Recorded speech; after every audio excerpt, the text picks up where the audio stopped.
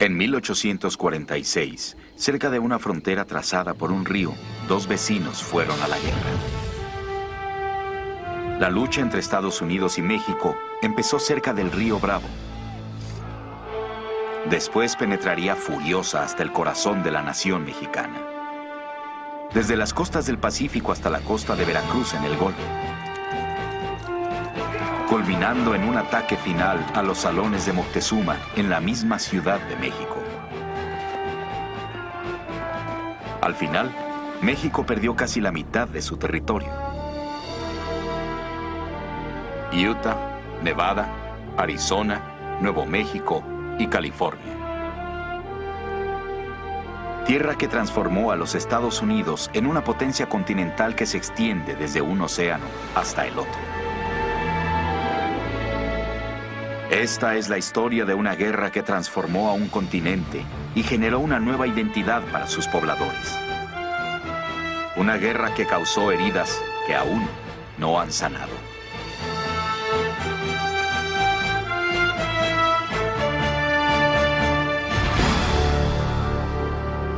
La guerra entre Estados Unidos y México, 1846 a 1848. Los soldados provenían de todas las regiones de sus respectivos países, de Missouri, Mississippi, Kentucky y Maine, de Chihuahua, Oaxaca, Guanajuato y Veracruz. Se enfrentaron en Palo Alto, Cerro Gordo, Buenavista y en otros frentes lejanos, donde pelearon y murieron hombres con apellidos como Holloway, Smith y Page, Flores, Cano, Rivera.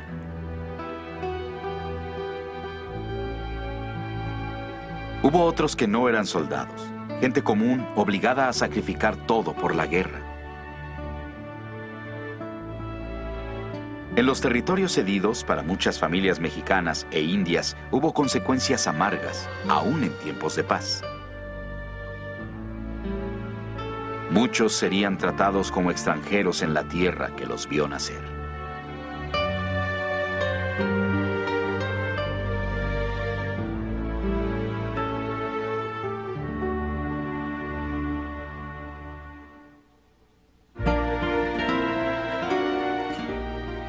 En las postrimerías del verano de 1848, un grupo de 15 escritores, intelectuales, soldados y políticos mexicanos se reunieron cerca de la capital caída para escribir un recuento de la reciente conquista de su país.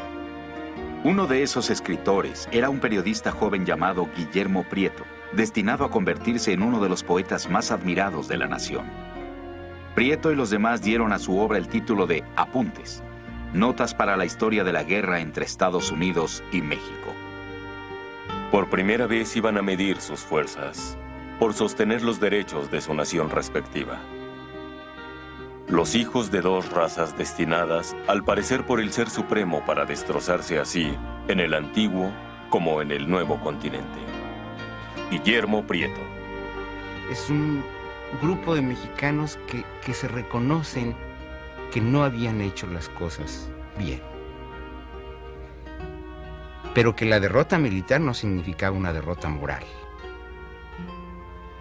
Que de esa experiencia tenían que sacar lecciones para salvar al país, para consolidar al país.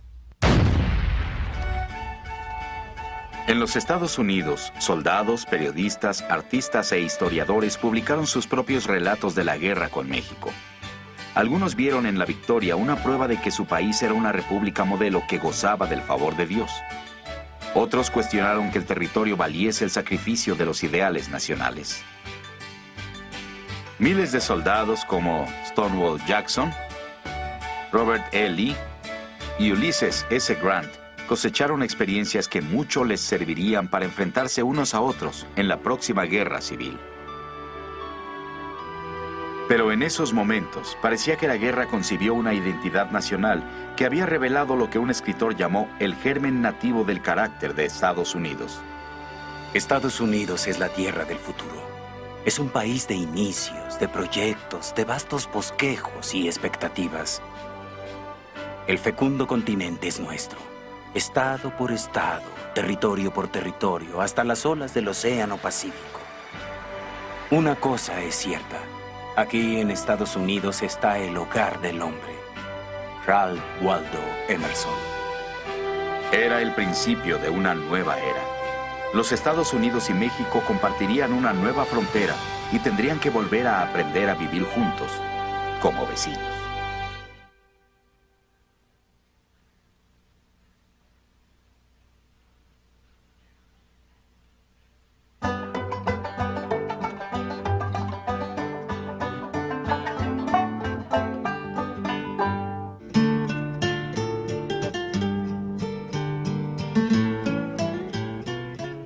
La guerra entre México y Estados Unidos fue un choque de vecinos que no se conocían, dos repúblicas nacidas en mundos aparte. Una era una nación impetuosa y expansiva de 20 millones de habitantes, conducida por principios democráticos y transformada por nuevas tecnologías. Con frecuencia Estados Unidos era considerada una nación que va hacia adelante, entre comillas, o un pueblo que va hacia adelante con la locomotora casi como símbolo. Todo eso es parte de ese espíritu ilimitado. Todo es parte de la idea de que no hay límites a lo que la gente puede alcanzar. Mientras los 7,5 millones de habitantes de México vivían una experiencia muy distinta, enraizada en las antiguas tradiciones española y precolombina.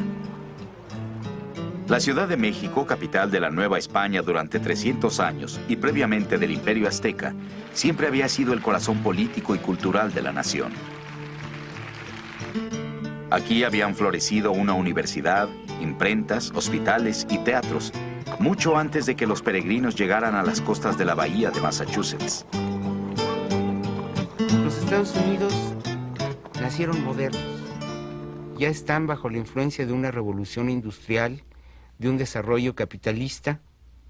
Y cuando México surge por la conquista española y la mezcla indígena, hereda instituciones de Europa medievales o casi medievales y un tradicionalismo indígena enorme.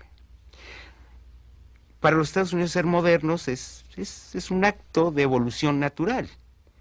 Para México modernizarse significa romper estructuras, destruir esquemas, cambiar mentalidades. Desde 1810 hasta 1821, México peleó una guerra devastadora para independizarse de España. Algunos esperaban establecer un sistema político inspirado en el modelo de los Estados Unidos. Sin embargo, en los primeros años de la nueva república, reinó el caos. Las constantes luchas de poder entre generales desgastaban al gobierno. En los 27 años transcurridos entre la independencia y la guerra contra Estados Unidos, México viviría 22 cambios de gobierno. En el fondo, el país estaba viviendo una brutal crisis, puesto que se había perdido el sentido de autoridad y de control político, y esto lo hacía sumamente vulnerable.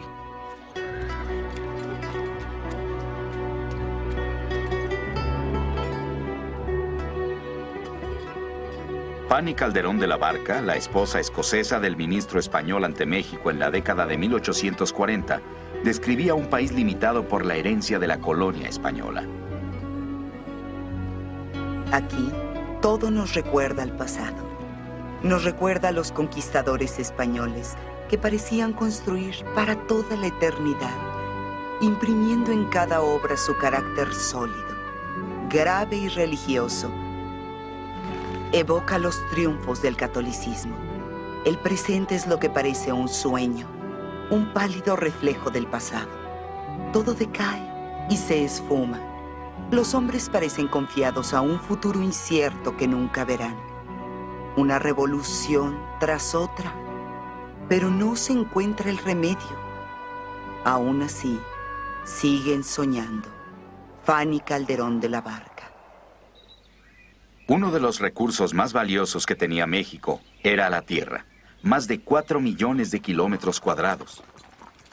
Pero los 10 años de lucha por la independencia habían devastado la economía nacional y diezmado a la población. México fue incapaz de colonizar sus distantes provincias septentrionales. Y las regiones fronterizas se encontraban justo en el camino de unos Estados Unidos que crecían y crecían. Estados Unidos había crecido comprando territorio a otras naciones, pero cuando Estados Unidos trató de comprar territorio mexicano, México se rehusó a vender. Para ellos era cuestión de honor nacional, no solamente de orgullo, mantener la integridad de todo el territorio heredado de España. A México, sin embargo, le preocupaba que lo que Estados Unidos no pudiera comprar, lo arrebataría. La soberbia de estos republicanos no les permite vernos como iguales, sino como inferiores. A mi juicio, su envanecimiento se extiende a creer que su capital lo será de todas las Américas. José Manuel Zosaya, primer ministro mexicano para los Estados Unidos. Eran dos repúblicas unidas por la geografía, pero separadas por la historia y las culturas. Poca gente dudaba de la inminencia de una confrontación.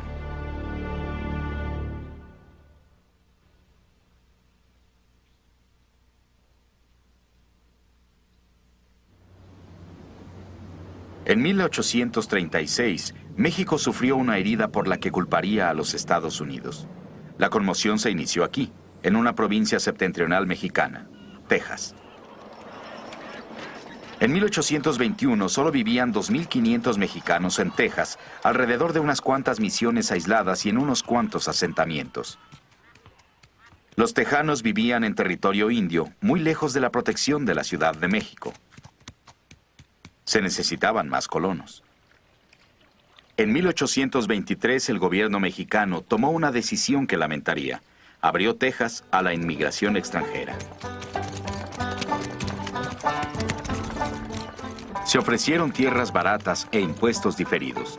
Los inmigrantes adquirirían la nacionalidad mexicana. El plan funcionó demasiado bien. Los norteamericanos cruzaron en tropel la frontera llevando consigo su idioma y su cultura. Cuando México intentó cerrar la frontera, los inmigrantes siguieron entrando de forma ilegal.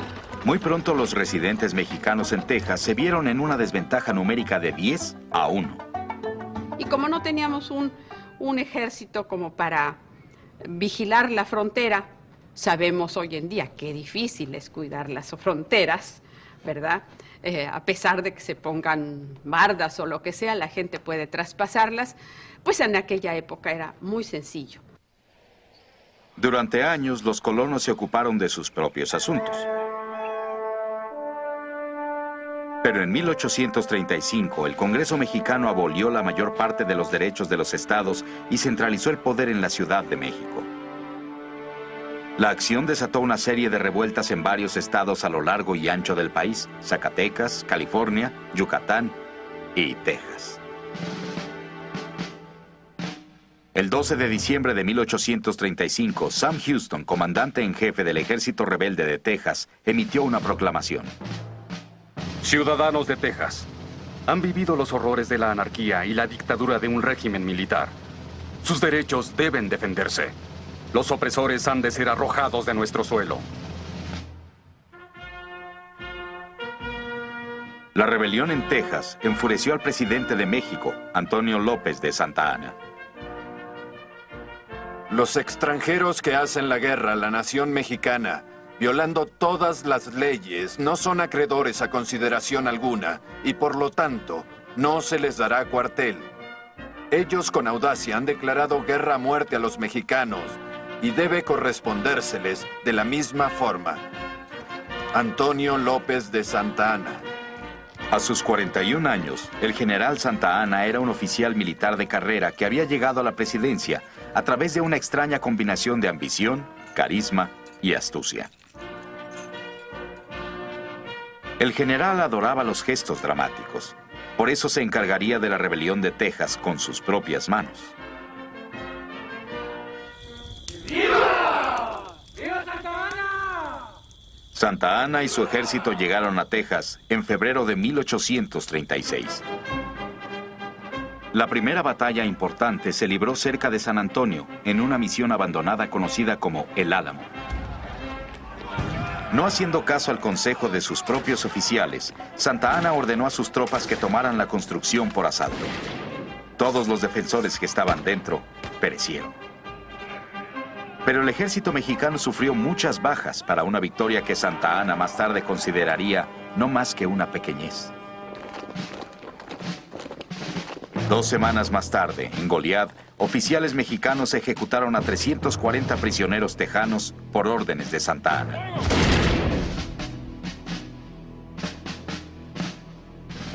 La brutalidad de la campaña pretendía obligar a los tejanos a que se sometieran. En lugar de eso, recuerden, el Álamo y Goliad se convirtió en el grito de combate en nombre de la venganza. En San Jacinto, no lejos de la costa de Texas, la tarde del 21 de abril fue calurosa y húmeda. Santa Anna confiaba en una victoria. Sus tropas estaban descansando. Súbitamente, las tropas de Sam Houston atacaron el campamento mexicano. La batalla terminó en 20 minutos, pero la masacre continuó hasta que los tejanos habían satisfecho su sed de venganza. Murieron más de 600 mexicanos. Más de 700 fueron tomados prisioneros. Santa Anna intentó escapar, pero fue capturado y llevado frente a Houston. Vestía pantalón de soldado raso. Aún llevaba su camisa de seda. Fue uno de esos momentos que los presentes jamás olvidarían. El nacimiento de la República Independiente de Texas. En México, la pérdida desencadenó una ola de ira contra los Estados Unidos. Les regalamos Texas a los americanos del norte, escribió un general llamado José María Tornel y Mendívil. Después de haberlos acogido en nuestro seno, ellos nos destruyeron. La pérdida de Texas acarrearía inevitablemente la de Nuevo México y las Californias. Y poco a poco se iría menoscabando nuestro territorio hasta quedar reducidos a una expresión insignificante. Nuestra existencia como nación, comprada con tanta sangre, concluiría como esos débiles meteoros que de tiempo en tiempo brillan y desaparecen en el firmamento. General José María Tornel y Mendívil. Para Santa Anna, la pérdida de Texas quedaría para siempre como una marca de humillación y derrota. Como no fui un héroe trágico, en mi infortunio se me llama traidor. La distancia entre uno y otro es inmensa. Deshonrado, Santa Anna regresó a su hacienda. 2 años más tarde sufrió otra pérdida. Una herida de guerra que llevó a la amputación de su pierna izquierda por debajo de la rodilla. El cirujano hizo un mal trabajo y Santa Anna viviría el resto de su vida con dolor. Pero él utilizó su desgracia para apelar a los corazones del pueblo mexicano. Una vez más, se convirtió en presidente de México, solo para ser depuesto una vez más. Al zarpar hacia su exilio en La Habana en la primavera de 1845, ni siquiera Santa Anna podría haber predicho que regresaría al año siguiente para conducir a su patria contra las Fuerzas Armadas de los Estados Unidos.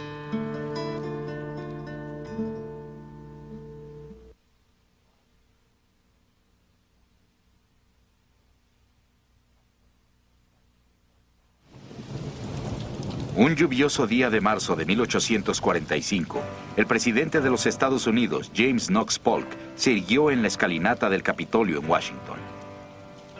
En ese sitio dio su discurso inaugural. Esas palabras no estaban redactadas para oírse solo en los Estados Unidos. También se esperaba que se escucharan en las capitales de México y la Gran Bretaña. Desde que se formó la Unión, el número de estados miembros se ha incrementado de 13 a 28. Las potencias extranjeras no parecen apreciar el verdadero carácter de nuestro gobierno. Expandir sus límites es extender el dominio de la paz sobre territorios adicionales y más millones de personas.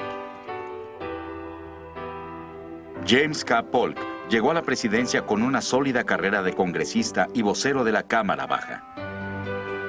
Su esposa Sarah había administrado sus primeras campañas políticas y era muy conocida en la sociedad de Washington por su inteligencia y carisma. En comparación, Polk era considerado falto de sentido del humor y rígido, incluso por aquellos que admiraban la disciplina que ponía en su trabajo. Polk tenía muy desarrollado el sentido del deber y el de la obligación profesional. También tenía una ética de trabajo muy firme.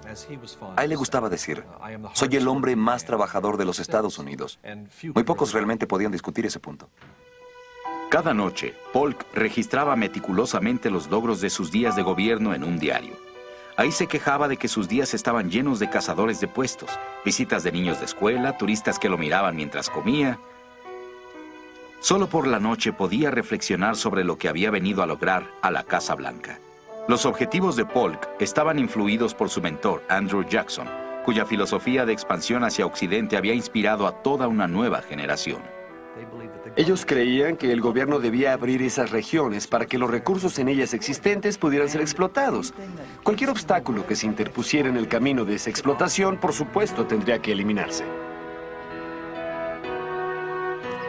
La visión expansionista podría condensarse en una de las más poderosas frases de la historia de Estados Unidos: el destino manifiesto. Estaban convencidos de que Dios había planeado que toda América del Norte fuera controlada por los estadounidenses. Es algún tipo de proyección temprana de supremacía anglosajona. Hay en ello un elemento de racismo, pero igualmente hay un elemento idealista. Expandir las fronteras de los Estados Unidos era extender el área de la libertad. Esto era un sentimiento común. La República Modelo tenía ciertas obligaciones. Durante su campaña, Polk había exhortado a la anexión de Texas y a la ocupación del territorio de Oregón. Ambos asuntos, sin embargo, ponían a Estados Unidos en riesgo de guerra. México nunca había reconocido la independencia de Texas. Gran Bretaña reclamaba Oregón. Pero la primera crisis diplomática del gobierno de Polk involucraría a México. En febrero de 1845, el Congreso de los Estados Unidos votó por la anexión de Texas. Durante años, México había advertido a los Estados Unidos que una acción de esa naturaleza sería equivalente a la guerra. El embajador mexicano Juan Almonte le escribió al secretario de Estado de los Estados Unidos refiriéndose a la anexión de Texas como un acto de agresión. Es un acto de agresión de lo más injusto que se puede encontrar en la historia moderna. O sea, se trata de despojar una cantidad cuantiosa del territorio de una nación amistosa como es México. Juan Almonte, carta a Calhoun, 6 de marzo de 1845. A Almonte se le exigió la devolución de su pasaporte, rompiendo de ese modo las relaciones diplomáticas. Los Estados Unidos y México estaban ya un paso más cerca de la guerra.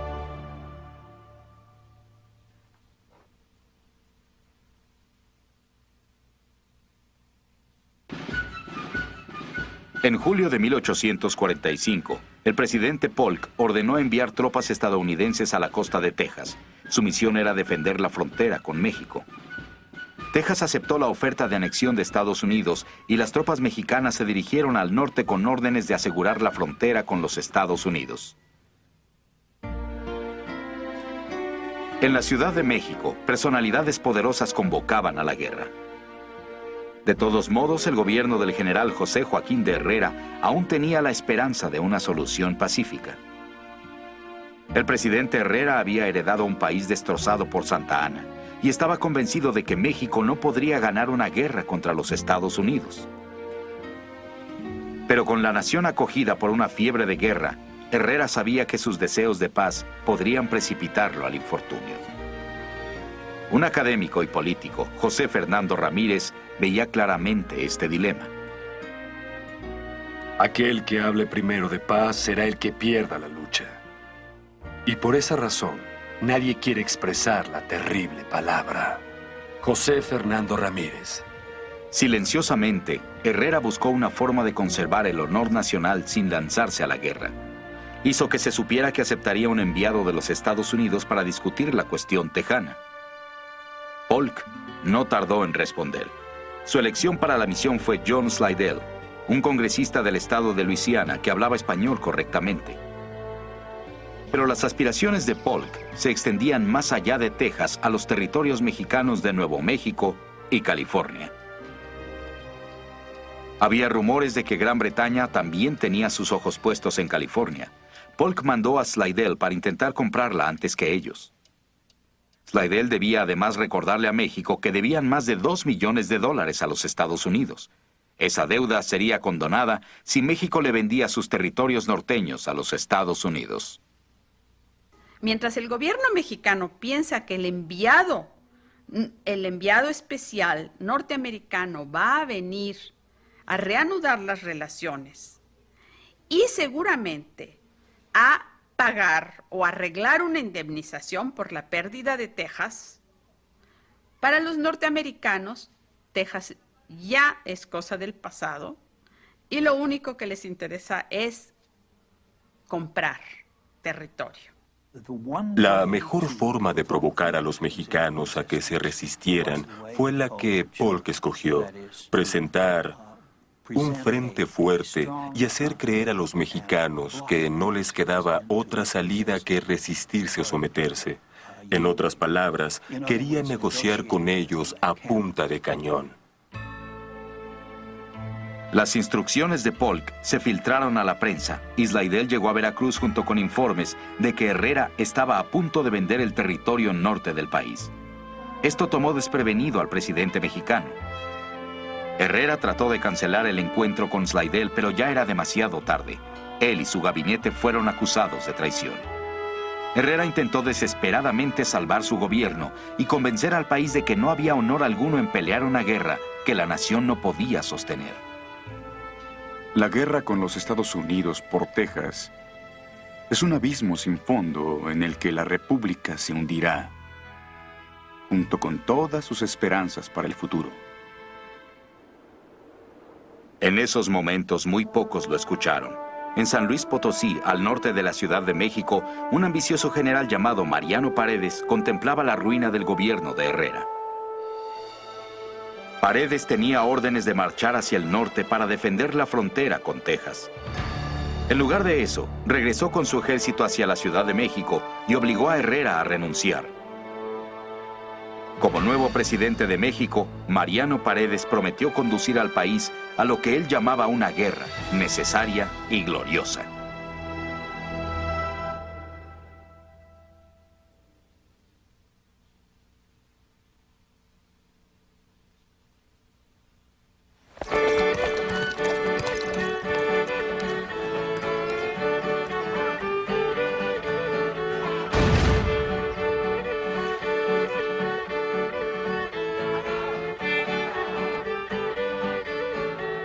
Corpus Christi, 4 de septiembre de 1845. Querida Sue, creo que este es el lugar más sucio en el que he estado.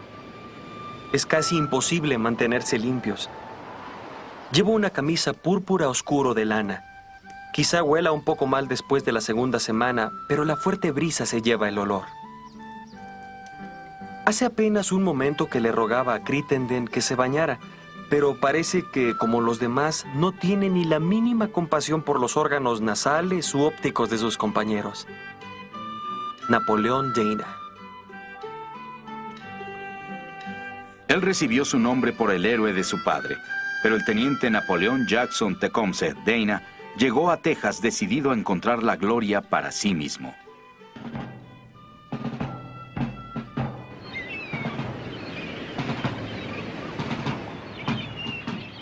Dana era uno de los 4,000 soldados estadounidenses que acamparon en la playa de Corpus Christi y a lo largo de la ribera del río Nueces.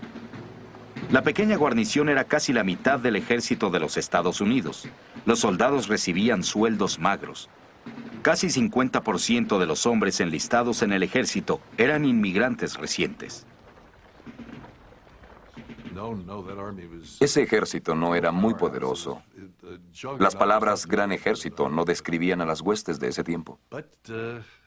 Pero tenían buenos oficiales. West Point ya estaba empezando a rendir frutos. West Point había sido fundada 43 años antes, pero no se le apreciaba. Siempre estuvo a punto de ser clausurada. En nuestra tradición, siempre encontramos ese temor al militarismo. Y por lo tanto, siempre se tomó toda medida necesaria para evitar que los militares se sintieran demasiado importantes. Las tropas iban bajo el mando de un general originario de Kentucky de 61 años de edad llamado Zachary Taylor. Criado en los extremos de la civilización, Taylor era franco y hablaba directo.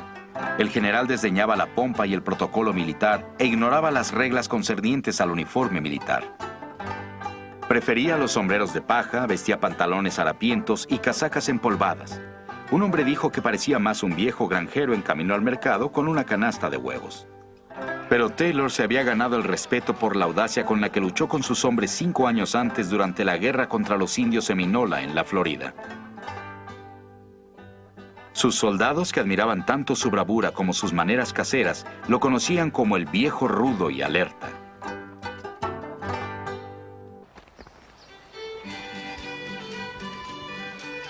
A lo largo del otoño y el invierno de 1845, Taylor organizó a su ejército. Los oficiales jóvenes como Napoleon Dana y Ulysses S. Grant, de 23 años, graduado de West Point hacía 2 años, tuvieron mucho tiempo para entrenar a las tropas que tenían bajo su mando.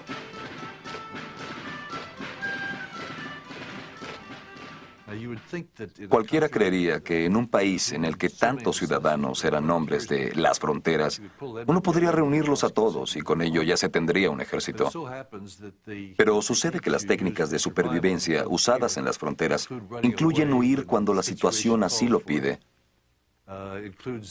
Incluyen independencia y confianza en sí mismos. Claro que esas son grandes virtudes, pero cuando se trata de un ejército, lo que uno quiere es que la gente haga lo que se le ordena. Y si se les ordena mantener una posición a cualquier costo, incluso con sus vidas, deben hacer precisamente eso y no moverse. Por supuesto que exige disciplina y mucho trabajo. Un graduado de West Point, llamado Samuel Ringgold, aprovechó ese tiempo para adiestrar implacablemente a sus unidades de artillería ligera, un cuerpo marcial sorprendentemente ágil que los soldados llamaban la artillería voladora. En batalla todos sabían que Taylor prefería la infantería, confiando en la eficiencia brutal de la bayoneta. El mayor Ringgold esperaba ansioso una oportunidad para probar lo que valían sus hombres, y el teniente Dana estaba harto de aguardar. Querida Sue, si México nos declara la guerra, creo que el general Taylor quiere marchar contra Matamoros. Si hace eso, habrá que esperar que no nos den una paliza. Tenemos un gran desfile militar aquí, pero vemos mucho más de la pompa de la guerra que de su gloria. Desearía ya haber cosechado mi gloria y estar en camino a casa, pero no queda más que esperar y ver lo que el señor Polk va a hacer. Napoleón Dana.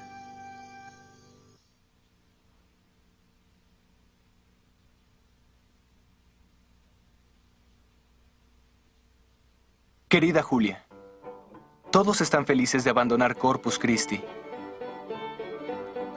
Esperamos que nuestras tropas, tan cerca ya de la frontera con México, puedan decidir rápidamente esta cuestión fronteriza.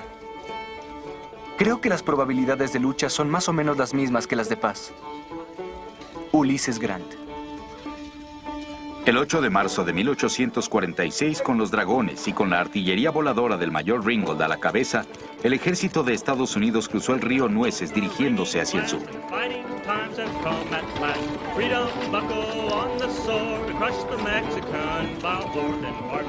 Con el fracaso de la misión de Slidell, Polk había ordenado a Taylor que tomara una posición en el río Bravo, que los estadounidenses llamaban Río Grande, en la orilla opuesta a la ciudad de Matamoros.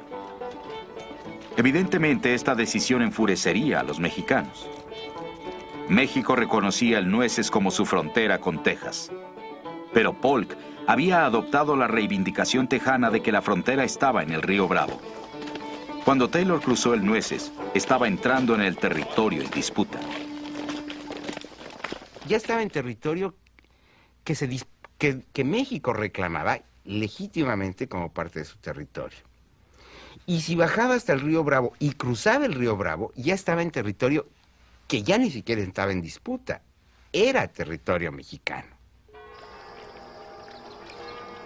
A fines de marzo, los primeros soldados de Zachary Taylor llegaron a la ribera norte del río Bravo. Del otro lado del río, en Matamoros, una muchedumbre de soldados y civiles mexicanos observaban cómo las tropas estadounidenses irguieron una asta bandera e izaron las barras y las estrellas. Los soldados del Ejército del Norte se irritan al observar el insulto del enemigo. Por primera vez ondeaba orgulloso aquel pabellón enfrente de nuestras fuerzas, como tomando posesión de lo que por derecho propio nos pertenecía. José María Iglesias. Las tropas estadounidenses se dieron a la tarea de construir un fuerte que llamarían el Fuerte Texas. Por 3 semanas, la tensión se incrementaba a medida que los ejércitos de Estados Unidos y México se miraban las caras por encima del río Bravo. Estamos preparados para atacar en cualquier momento. Frecuentemente dormimos vestidos. Los dos bandos parecen estar en alerta constante. Durante toda la noche hemos oído los clarines y tambores mexicanos sonando en la otra orilla del río. Teniente Napoleón Dana.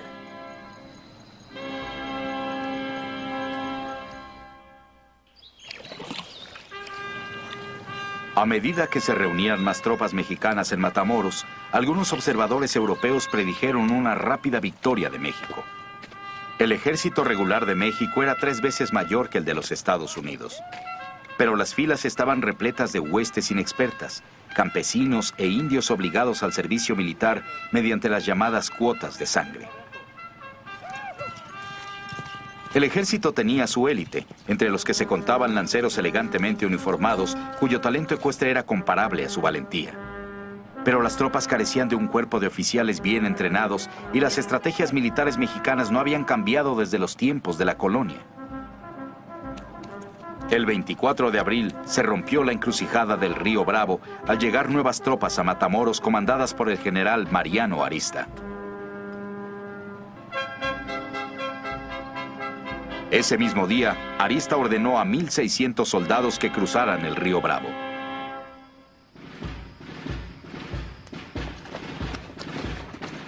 En el rancho de Carricitos, a unos 30 kilómetros del Fuerte Texas, los soldados mexicanos sorprendieron a un destacamento estadounidense.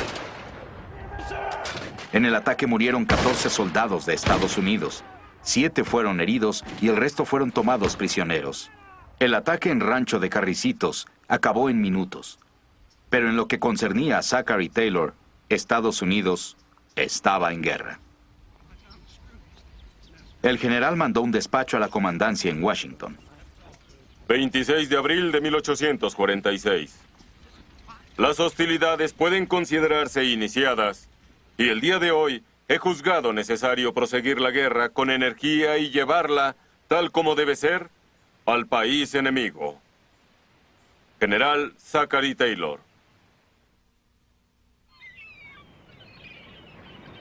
Taylor sabía que se encontraba en una posición peligrosa. Sus provisiones se encontraban sobre la costa en Punta Isabel. La supervivencia del ejército dependía de protegerlas. El general se dirigió a Punta Isabel con 2,000 soldados, dejando una tropa de 500 hombres para defender el Fuerte Texas, con órdenes de pelear hasta el último hombre. La artillería mexicana en Matamoros inició una barrera de fuego continua sobre el Fuerte Texas. Los cañonazos se oían hasta Punta Isabel. El teniente Ulises Grant recordó aquel terrible estruendo. Mientras nosotros descansamos sobre la playa, podía oírse claramente la artillería sobre el Fuerte Texas. La guerra había comenzado. Nunca supe qué sintió el general Taylor, pero yo, un joven teniente segundo que nunca antes había oído un cañón enemigo, me arrepentía de haberme enlistado. Los hombres de Taylor cargaron rápidamente sus provisiones en 200 carretas e iniciaron la marcha de regreso hacia el Fuerte Texas. La tarde del 8 de mayo se encontraron frente al ejército del general Arista, que ya los esperaba. Una línea de casi 4,000 soldados mexicanos, infantería, caballería y artillería, cubría casi 1,5 kilómetros sobre una planicie cubierta de pastos altos y cactus. La batalla de Palo Alto se inició con el rugir de los cañonazos y muy pronto se convirtió en un duelo de artillería. La destreza de los soldados de la artillería voladora del mayor Ringgold demostró tener efectos letales. Avanzando a todo galope con sus baterías, podían armar, disparar, remontar y despegar hacia una nueva posición a una velocidad impresionante. Una y otra vez, las unidades de Ringgold diezmaron las líneas mexicanas cortando sus filas con una lluvia de hierro ardiente. La artillería de los norteamericanos hace estragos impresionantes en las filas del ejército mexicano. Las tropas, frustradas por las muertes inútiles, piden a gritos autorización para atacar al enemigo a bayoneta calada y morir como deben hacerlo los valientes. José María Iglesias.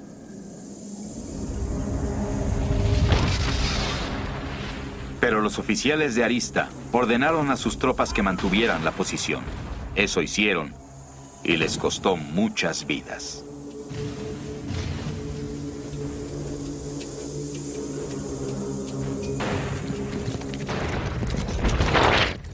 A medida que Ringgold avanzaba sobre una de las filas mexicanas, una bala de cañón le pasó por los muslos. La herida fue horrenda y el mayor agonizó durante 3 días antes de morir.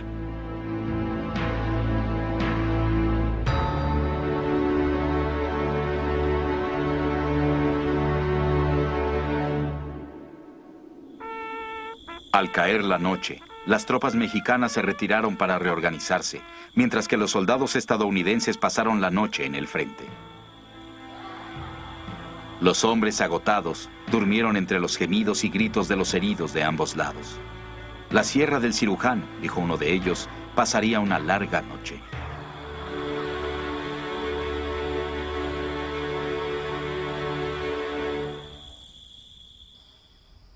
Durante la noche, el general Arista ordenó a su ejército que se replegara a una nueva posición en Resaca de La Palma, el lecho de un río seco que cortaba el camino hacia el fuerte Texas. Arista había hecho una buena elección. Una barrera natural de maleza espesa y espinosa cubría el lecho del río. Pero alentado por el éxito del día anterior, Taylor ordenó a sus hombres que atacaran.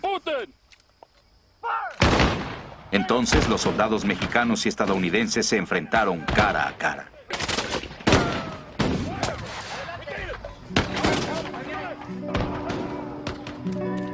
Abrumadas, las inexpertas tropas mexicanas cayeron presa del pánico y huyeron hacia el río Bravo, buscando resguardo en la otra orilla.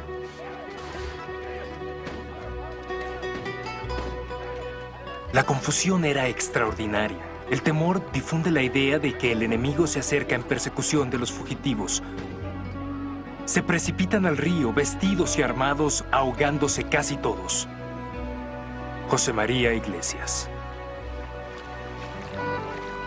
Los 2 días de lucha habían causado casi 200 bajas a las huestes de Taylor. Las bajas mexicanas eran más del triple. Las tropas estadounidenses capturaron la tienda del general Arista con todas sus pertenencias, incluyendo valiosos mapas y un juego de objetos de plata.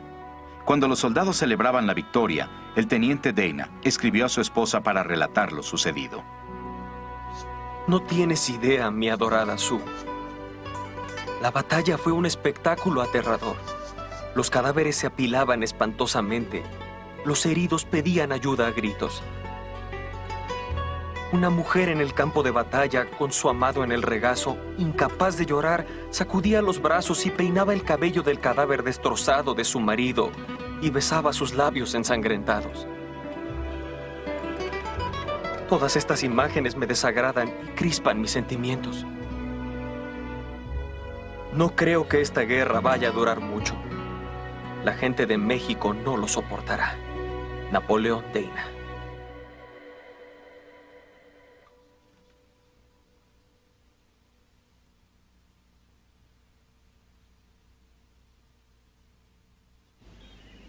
En Washington, el domingo 9 de mayo, ignorando aún los eventos violentos de Texas, el presidente Polk y su gabinete discutían las medidas a tomar respecto a México. Todos estaban de acuerdo en que si las fuerzas mexicanas en Matamoros cometían cualquier acción hostil contra las fuerzas del general Taylor, yo debía enviar en el acto un mensaje al Congreso recomendando una inmediata declaración de guerra. De hecho, Polk ya había empezado a redactar un mensaje de guerra. El presidente estaba frustrado por el fracaso de la misión Slidell. Esperaba que una declaración de guerra presionaría a México para resolver la disputa fronteriza de Texas y vender sus territorios del norte. A las 6 en punto, esa misma tarde, Polk recibió las noticias que requería para convencer al Congreso. Era el informe de Taylor, describiendo el ataque de los mexicanos sobre su destacamento en el rancho de Carricitos 2 semanas antes. Esa noche y durante todo el domingo, el presidente se afanó en completar su llamado a las armas. Tras repetidas amenazas, México ha cruzado la frontera de los Estados Unidos y derramado sangre de nuestros nacionales sobre nuestro suelo. Dado que la guerra ya es una realidad, a pesar de todos nuestros esfuerzos por evitarla y dado que existe por actos de México mismo, estamos obligados por cualquier consideración de deber y patriotismo a reivindicar el honor, los derechos y los intereses de nuestra patria. El mensaje de guerra de Polk fue vitoreado por los expansionistas del Congreso y atacado por una oposición pequeña pero firme. Algunos acusaron a Polk de haber abusado de la autoridad de su cargo por haber iniciado una guerra sin la aprobación parlamentaria. Otros se oponían a la guerra por estar en contra de la esclavitud.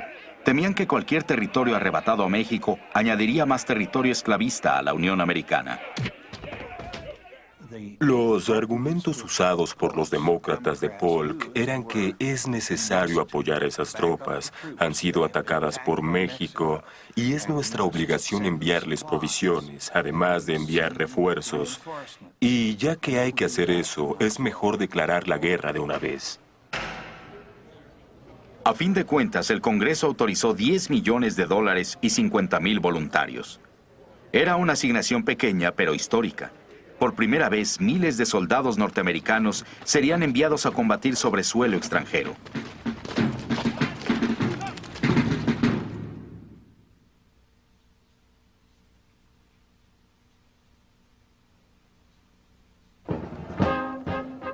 Tan pronto el Congreso de los Estados Unidos emitió la convocatoria de voluntarios, cundieron por toda la nación las noticias de las victorias de Taylor en Palo Alto y Resaca de La Palma. Fue la primera guerra en la historia de los Estados Unidos que cubrieron los periódicos de circulación masiva. Historias como la del Álamo, Goliat y otras de la Revolución Tejana de 10 años antes habían impresionado profundamente a la gente de los Estados Unidos. Muchos estaban ansiosos de unirse a la contienda. Las noticias estaban teñidas de una gran emoción. Las noticias de estas batallas no traían otra cosa que una ola de regocijo y exaltación. Se suspendieron actividades, se cerraron los comercios, la gente salía a las calles a celebrar y, por supuesto, tendría un efecto directo en el reclutamiento de voluntarios. Ahora los voluntarios inundaron las oficinas de reclutamiento en números que excedían por mucho las cuotas solicitadas. En Nueva York, Walt Whitman, poeta y editor del periódico El Brooklyn Eagle, atizó la flama del patriotismo estadounidense con editoriales que desbordaban pasión y prejuicios. Llevemos nuestras armas con un espíritu que le mostrará al mundo que aunque no estemos prestos a la pelea, Estados Unidos sabe cómo aplastar, también como sabe cómo expandirse. ¿Qué tiene ese miserable e ineficaz México? Con todas sus supersticiones y sus burlas a la libertad y su verdadera tiranía de los pocos sobre los muchos. ¿Qué tiene que ver ese país con poblar el nuevo mundo con una raza noble? Está en nuestras manos lograr esa misión. Imágenes dramatizadas de la guerra llegaron a los salones y a las estancias en forma de litografías baratas y partituras. Los pianos estaban muy de moda en esa época y se imprimían enormes cantidades de partituras. Se publicaban con preciosas litografías polícromas que en ocasiones describían al menos la percepción de algunas de las batallas. El mayor Samuel Ringgold, el oficial de artillería caído en Palo Alto, se convirtió en el primer mártir de la guerra con México. Oh, heard ye that shout, we have conquered the foe, how it rings and re-echoes through mountain and plain. Había música escrita sobre él, el lamento por el mayor Ringgold, canciones para piano y cantidad de litografías, muchas de las cuales no coincidían en la forma en que murió.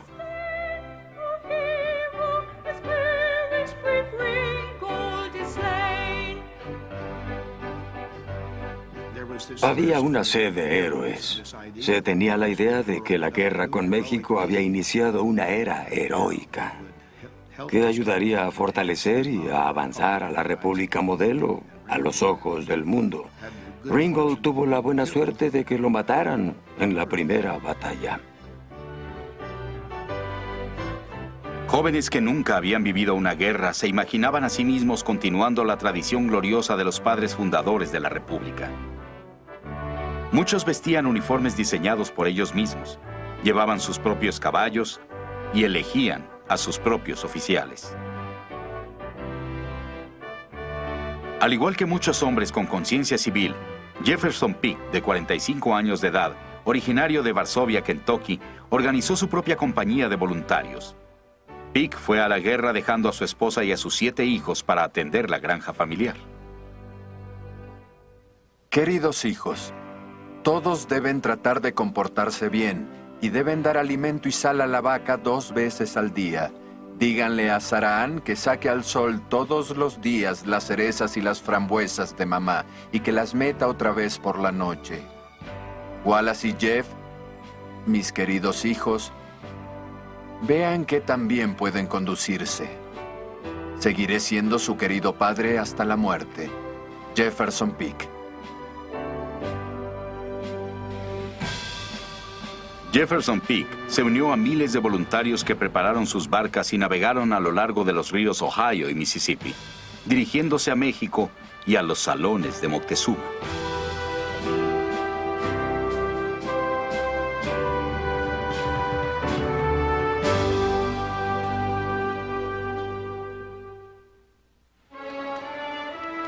En México, la afirmación de Polk despertó cólera e incredulidad. Era increíble que Polk afirmara que México había iniciado la guerra. Los mexicanos estaban defendiendo su casa. Los que estaban metiéndose en el territorio que era ajeno eran los americanos. México nunca declaró la guerra a los Estados Unidos.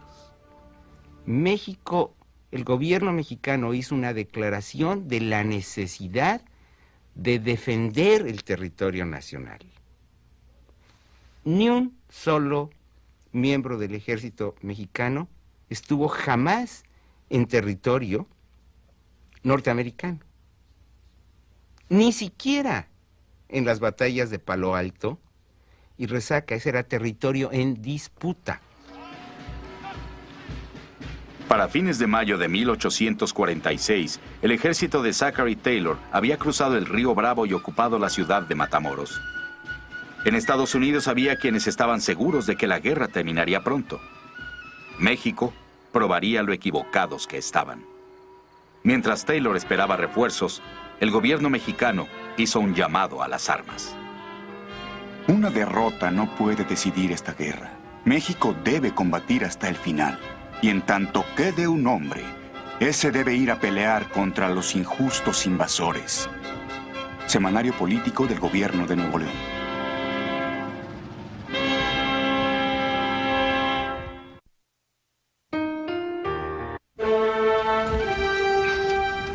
Para la primavera de 1846, una disputa fronteriza entre Estados Unidos y México se había convertido en guerra. En los ensangrentados frentes tejanos de Palo Alto y Resaca de La Palma, las tropas estadounidenses empujaron al ejército mexicano hacia el sur del río Bravo. A fines de junio, un segundo ejército norteamericano marchó hacia el oeste. La guerra barrería todo el ancho continente. Llegando a la remota frontera de México, a los territorios de Nuevo México y California, nada detendría a ese ejército excepto el Océano Pacífico. La lucha por esos lejanos dominios cambiaría para siempre la vida de su gente. Muchos se verían obligados a aceptar una nueva identidad bajo una bandera extranjera. Otros elegirían luchar hasta la muerte. Meses después, ese mismo año, las tropas de Estados Unidos atacarían la capital de una provincia septentrional mexicana, la ciudad de Monterrey. Por primera vez los mexicanos se verían forzados a defenderse calle por calle y casa por casa. La guerra entre los Estados Unidos y México, 1846-1848.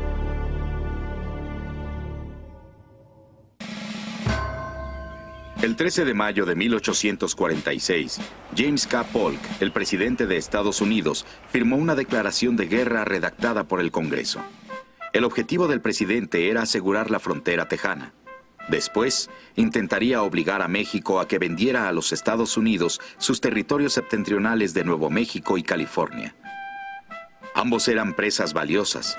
La ruta de Santa Fe que cruzaba Nuevo México era la ruta comercial más importante del oeste.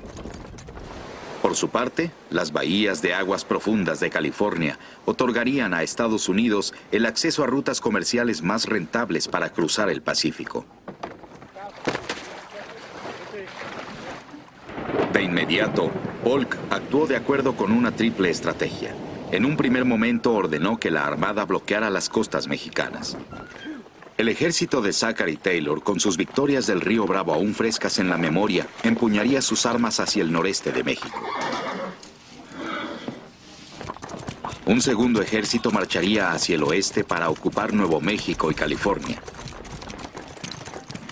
Si México se negaba a vender sus territorios remotos, Polk los tomaría por la fuerza. En el fuerte Leavenworth, en el actual estado de Kansas, más de 1,600 soldados estadounidenses, incluyendo a 1,000 voluntarios de Missouri, se preparaban para dirigirse hacia el oeste por la ruta de Santa Fe. El ejército del oeste estaba bajo el mando del coronel Stephen W. Kearny, un oficial de carrera rudo y disciplinado que contaba con más de 30 años de experiencia en las planicies occidentales. Las órdenes de Kearny disponían que marchase 1,500 kilómetros desde el fuerte Leavenworth hasta Santa Fe y que ocupara Nuevo México. Desde Santa Fe habría de continuar otros 1,600 kilómetros hacia California. Ahí se uniría a los navíos de guerra que Polk había enviado y ocuparía California también. El objetivo era conquistar medio continente y Kearny estaba presto a comenzar.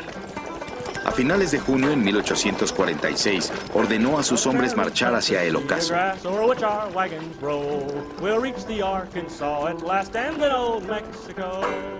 Los soldados marcharon a través de amplísimos pastizales que poco a poco dieron paso a vastas extensiones de terreno árido. General Kearny is a rough old man, for this we only know. He's marched us some 800 miles to fight old Mexico.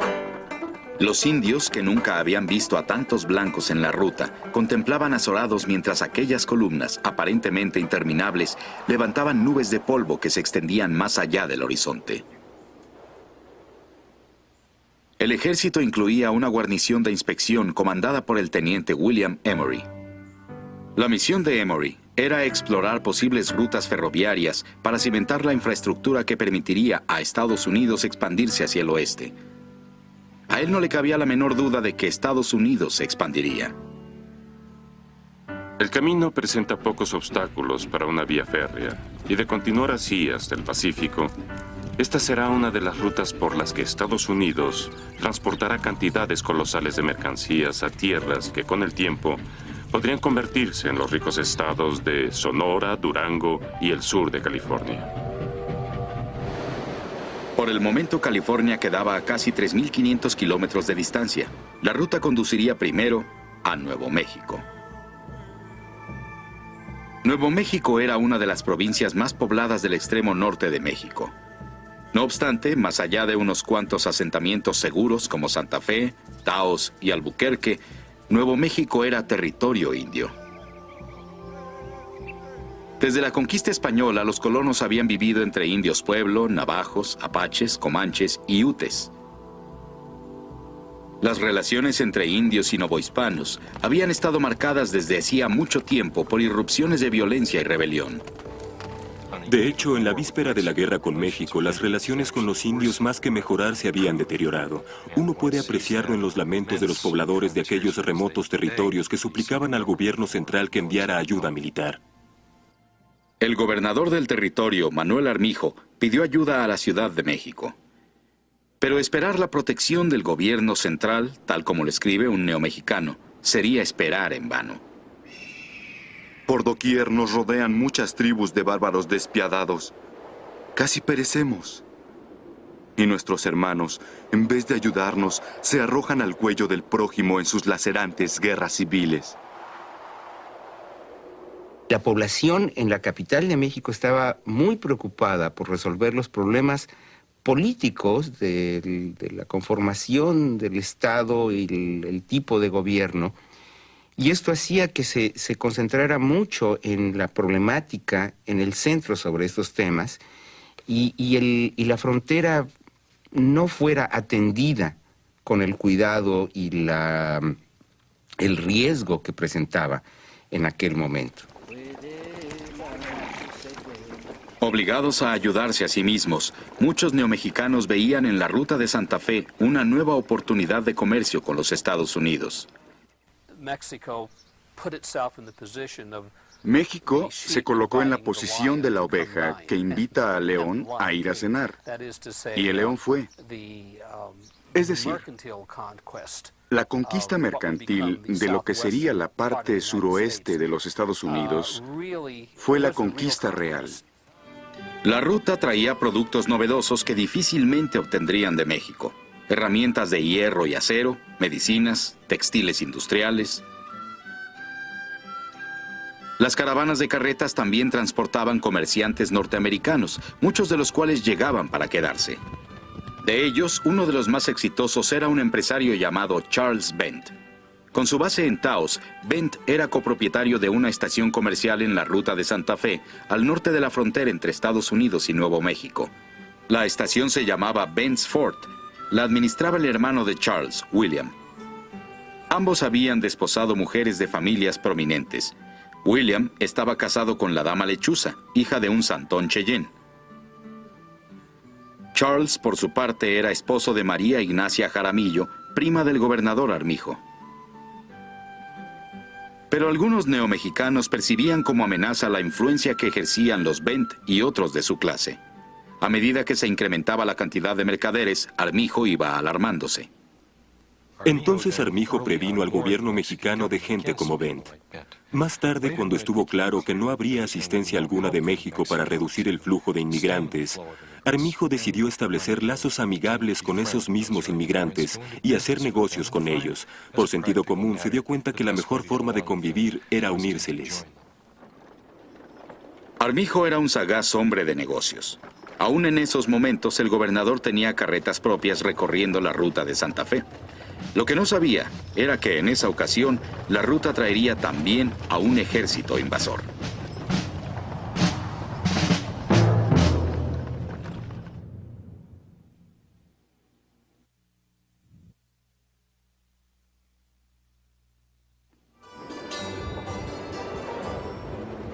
El 29 de julio de 1846, las huestes de Kearny arribaron a Bent's Fort.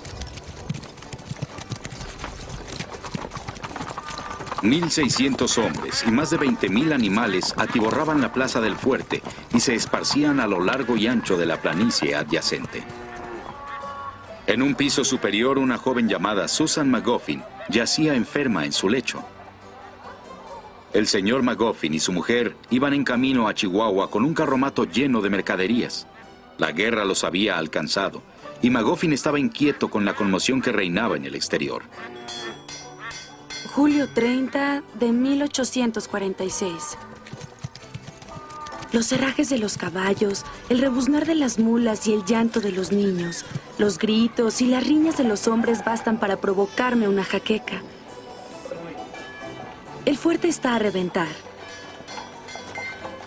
El coronel Kearny ha llegado y parece que el mundo entero lo acompañará.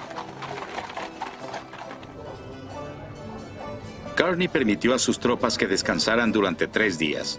Los soldados habían marchado más de 1,000 kilómetros bajo el sol ardiente y el polvo lacerante. Ahora podrían beber julepes de piloncillo y whisky hecho en Taos.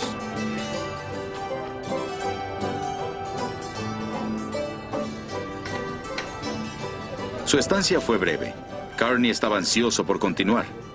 El 2 de agosto, el ejército del oeste abandonó Bent's Fort y cruzó el río Arkansas, internándose en Nuevo México.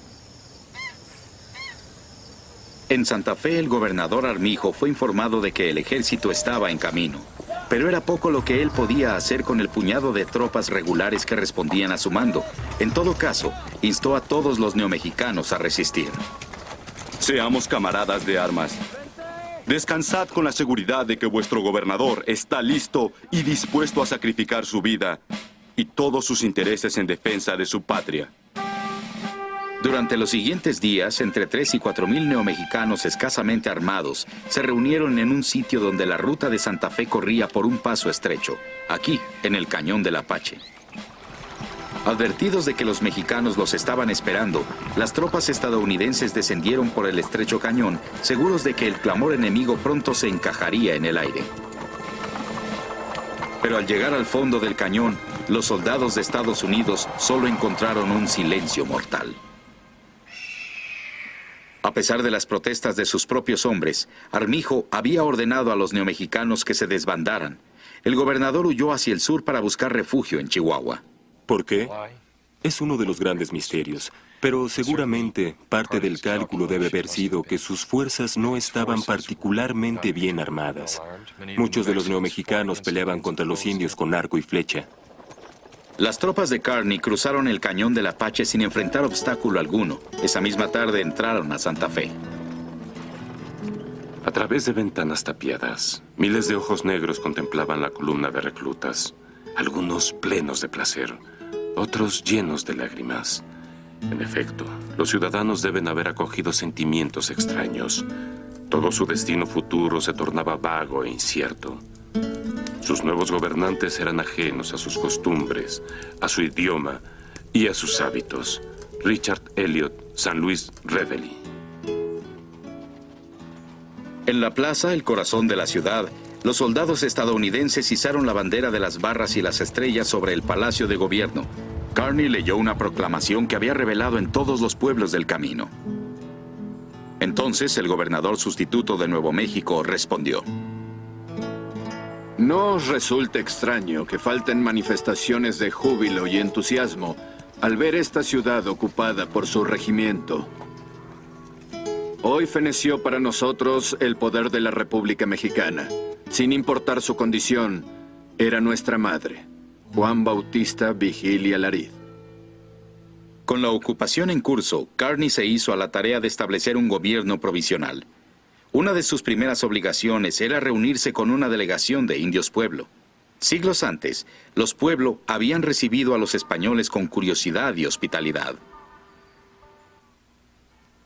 Pero cuando llegaron los norteamericanos, creo que hubo una relación diferente con los blancos, por oposición a los mexicanos hispanos. La relación entre los mexicanos y los nativos ya estaba impregnada de atrocidades, guerra y avaricia, si se quiere. Creo yo que para cuando llegaron los estadounidenses, existía una gran desconfianza, con toda la razón. El teniente William Emory sabía que los pueblos se habían levantado en armas más de una vez contra las autoridades españolas y mexicanas. 300 años de opresión e injusticia no han podido extinguir en esta raza la memoria de que una vez fueron los pacíficos e inofensivos amos y señores de la región. Ellos están prestos a darnos su amistad hoy y siempre. El teniente no sabía que poco después sus compatriotas serían los opresores y que se derramaría mucha sangre. Hacia fines de septiembre de 1846, Kearny se encaminó a California con una compañía de dragones y con la guarnición de inspección del teniente Emory. Antes de partir, Kearny designó gobernador territorial de Nuevo México a Charles Bent. La decisión encolerizó a muchos neomexicanos. Mucha gente que había estado ahí por mucho tiempo y cuyas familias eran muy influyentes, creían que aunque no hubieran recibido a los norteamericanos con los brazos abiertos, tendrían un sitio en el nuevo régimen. No obtuvieron este sitio y hubo un enorme resentimiento. Simultáneamente, mucha gente está orgullosa de su herencia hispana y consideran a los norteamericanos como un pueblo relativamente inculto que llega y ocupa sus tierras. La resistencia contra el nuevo gobernador se iba generalizando. En Taos, la gélida noche del 19 de enero de 1847, Charles Bent estaba en casa con su familia. De pronto, un tumulto de rebeldes neomexicanos e indios pueblo derribaron la puerta a patadas. Confiando en que la gente de su patria adoptiva lo tenía en alta estima, Bent intentó aplacar a los intrusos. Su hija Teresina tenía solo 5 años en esos días. Más tarde, ella recordaría lo ocurrido aquella noche. Mi padre les dijo: ¿qué daño os he causado? Cuando habéis acudido a mí por ayuda, os he auxiliado a vosotros y a vuestras familias. Sí, así fue, pero esta es la hora en que habrá de morir, pues no habrá norteamericano alguno que nos gobierne. Después de eso, empezaron a disparar sus flechas y sus armas de fuego. Una vez herido de muerte, la muchedumbre lo escalpó vivo. El ánimo de la revuelta no tardó en esparcirse por toda la región. Los rebeldes incendiaron comercios y moradas. Se torturó y aniquiló a todo ciudadano estadounidense y a cualquier sospechoso de simpatizar con ellos. El padre Antonio José Martínez, un popular párroco y maestro, abrió su hogar a familias aterrorizadas en busca de un refugio contra esa violencia. Martínez exhortaba a finalizar el derramamiento de sangre, pero la revuelta cobraría aún muchas vidas más. El 3 de febrero, el coronel Sterling Price y sus tropas estadounidenses arribaron al pueblo de Taos, donde se habían acantonado 700 rebeldes con sus familias.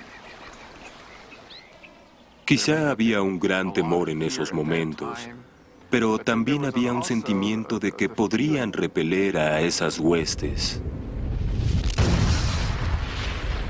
La batalla comenzó con un golpe de artillería. Durante horas, los cañones derribaron las murallas de los pueblos. En el interior, muchos buscaron el cobijo de la iglesia que estaba bien defendida. Pero al segundo día, los soldados estadounidenses vencieron los muros de la iglesia y dispararon cañones a través de las grietas. Los dragones prendieron fuego al tejado. Los gritos de los heridos retumbaban hasta las montañas. Algunos escaparon hacia el campo abierto, donde fueron alcanzados a caballo y aniquilados. Los presentes aseguraban que el arroyo que cruza el asentamiento pueblo fluía rojo por la sangre. Al concluir la conflagración, el coronel Price informó de 150 neomexicanos e indios pueblo caídos. Las bajas estadounidenses fueron 7 muertos y 45 heridos. Price no tardó en someter a juicio a los rebeldes. 15 acusados fueron sentenciados a muerte, uno de ellos por alta traición. El padre Martínez calificó aquellos procesos de pavorosos y apeló al coronel Price para que se hiciera justicia. El fiscal y el abogado defensor no hablan más que inglés, sin explicar en castellano a los inculpados la desgracia de su condena. Finalmente ignoro si es digna de mención la calidad del jurado, una banda de ignorantes movidos por la pasión. Padre A. Martínez. Desde las azoteas, la población de Taos vio cuando condujeron a los condenados a la horca. Louis Gerard, un joven aventurero de los Estados Unidos, ayudó a bajar los cuerpos. No hay nada de malo en ejecutar a los asesinos, escribió. Pero colgar por traición a un hombre al levantarse en defensa de su patria, eso sí, opina, es una maldita atrocidad.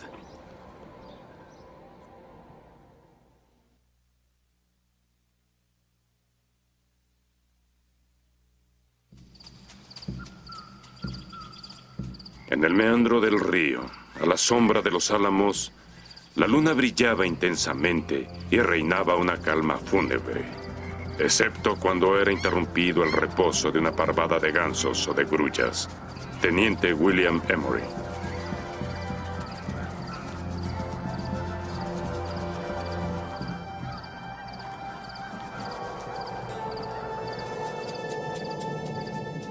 Bajando hacia el sur por el río Bravo y luego al oeste hacia el río Gila, los 110 hombres comandados por Stephen Kearny marcharon a internarse en tierras salvajes.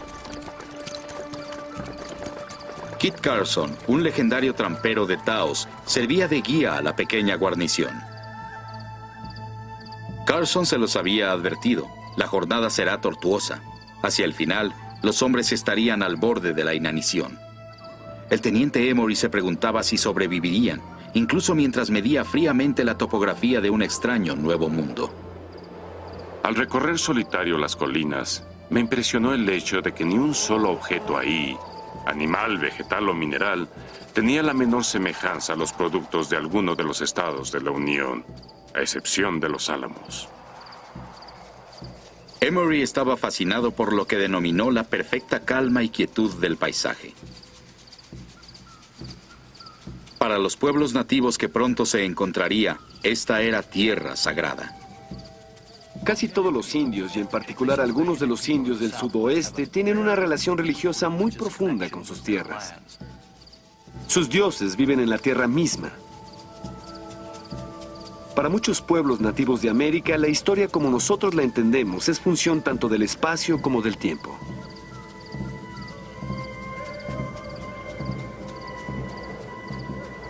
Los soldados marcharon sobre colinas cubiertas de cedros y pinos, abriéndose camino a través de la tierra de los indios apache. Según escribe Emory, los apaches que se encontraron vieron a los soldados estadounidenses como aliados. Por generaciones, los apaches y los españoles se habían hecho la guerra. En aquel entonces, el gobierno de México pagaba grandes sumas por cada cabeza apache. Uno de los jefes dijo con vehemencia: ya tomaron Nuevo México y pronto tomarán California. Entonces, ¿por qué no seguir y tomar Chihuahua, Durango y Sonora? Cuenten con nuestra ayuda. Los mexicanos son unos bribones. Nosotros los odiamos y los mataremos a todos. Los indios americanos habían logrado mantenerse autónomos, balanceando a una potencia colonial contra la otra. Por supuesto, el problema de que Kearny ocupara el sudoeste de lo que hoy es Estados Unidos era que ese balance desaparecería. Y entonces los indios se encontrarían a merced de los estadounidenses, cosa que en muchas instancias demostró ser un verdadero desastre. Para las tribus del oeste, el paso de Kearny sería señal del inicio del capítulo más amargo y trágico de su historia. Pero en aquel entonces, bajo ese cielo distante, los hombres de Kearny no parecían tan amenazadores. Más allá del río Colorado, allende las ciudades abandonadas, allende los campos de cultivo de las tribus Pima y Maricopa, más allá de las tierras desérticas de los indios Mojave, a cada fatigoso paso, los soldados estadounidenses empujaban la frontera más y más hacia el oeste, hacia California.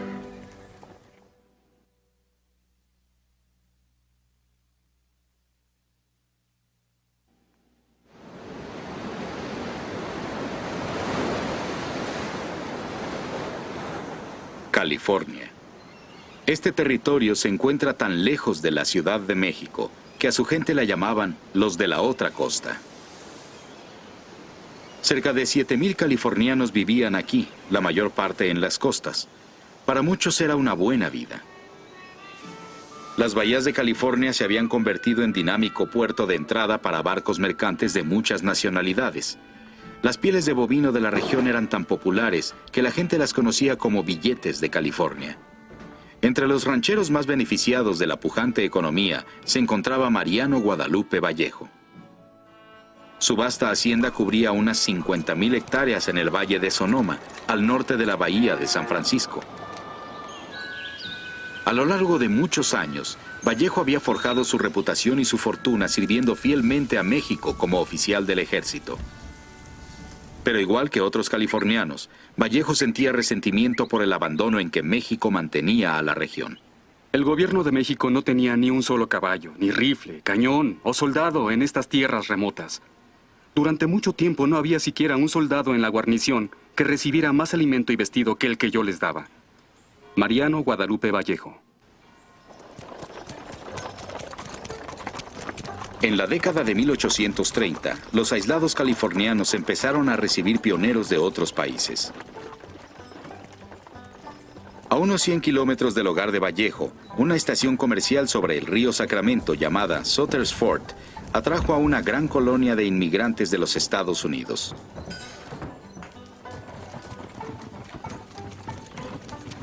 Año con año, más y más carretas atravesaban la cordillera.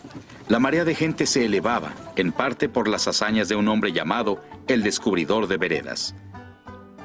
El capitán John Charles Fremont era arrogante y temerario, pero también era uno de los exploradores más famosos de su tiempo.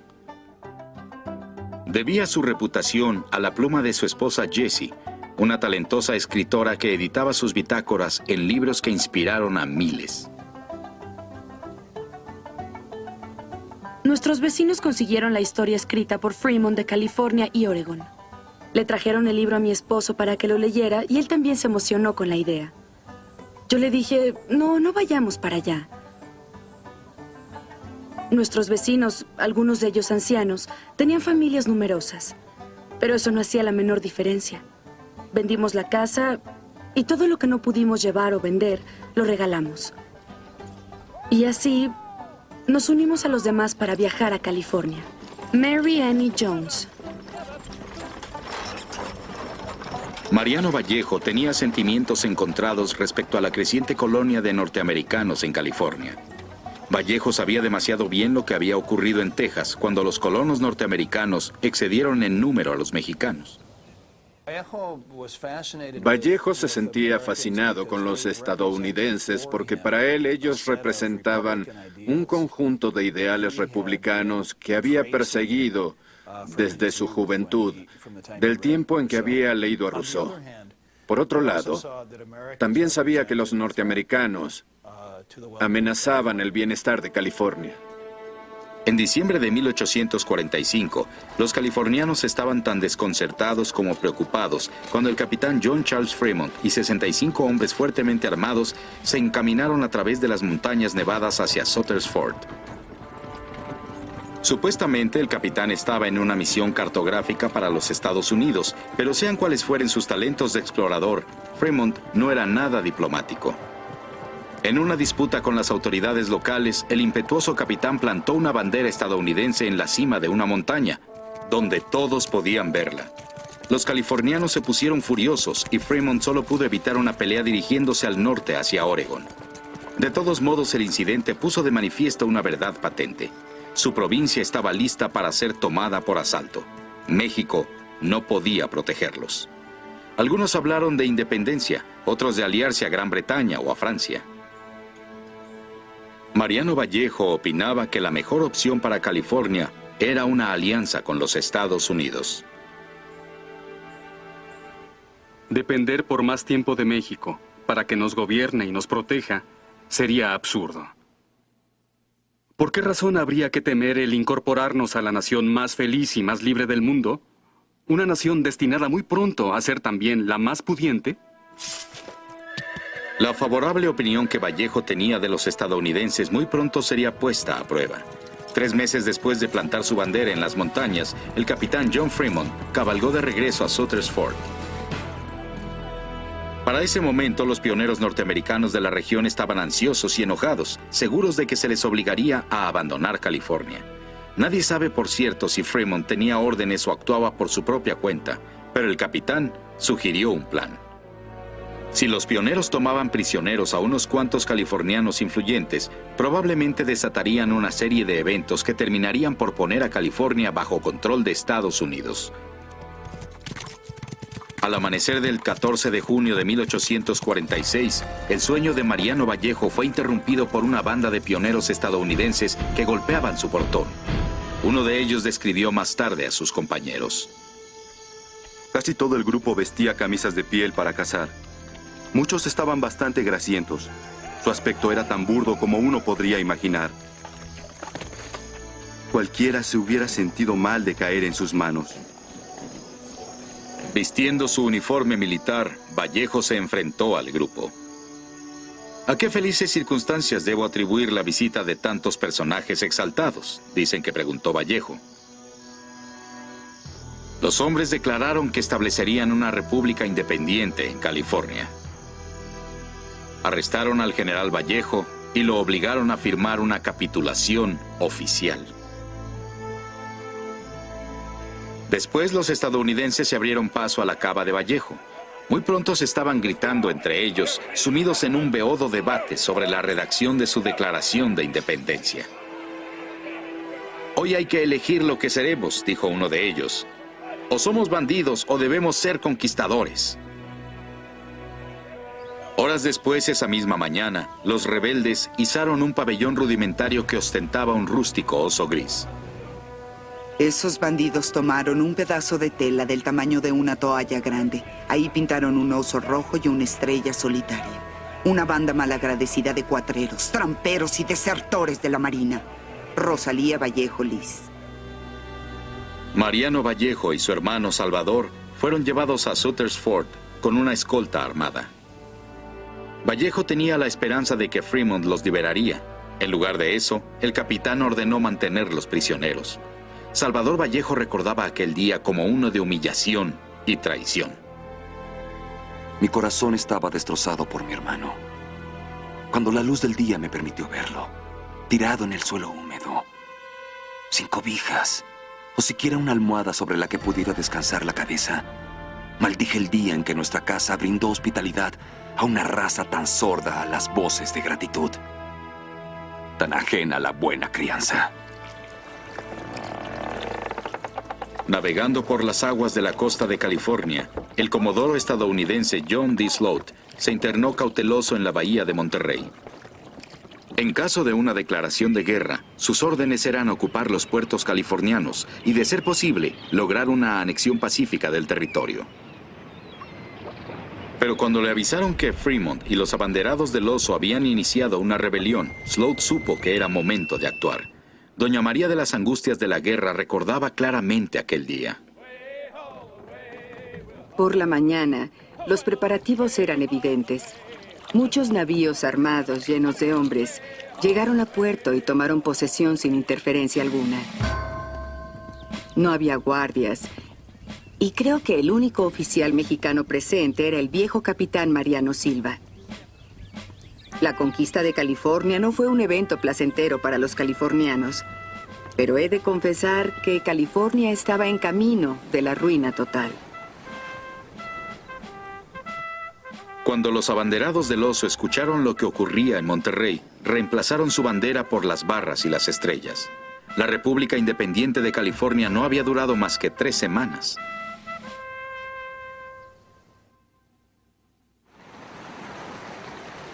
Cinco meses más tarde, en diciembre de 1846, los exhaustos soldados de Stephen Kearny finalmente llegaron a San Diego. La travesía de casi 3.000 kilómetros a través del continente los había llevado a la guerra encarnizada. Los californianos habían organizado una defensa contra la ocupación estadounidense. A solo 70 kilómetros de la costa, cerca del pueblo de San Pascual, las tropas de Kearny sufrieron muchas bajas en un enfrentamiento con los hábiles lanceros californianos.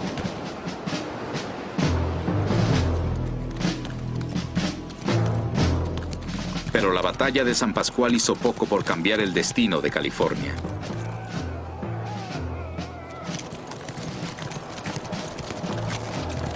A fines de diciembre, las tropas de Estados Unidos avanzaron sobre Los Ángeles.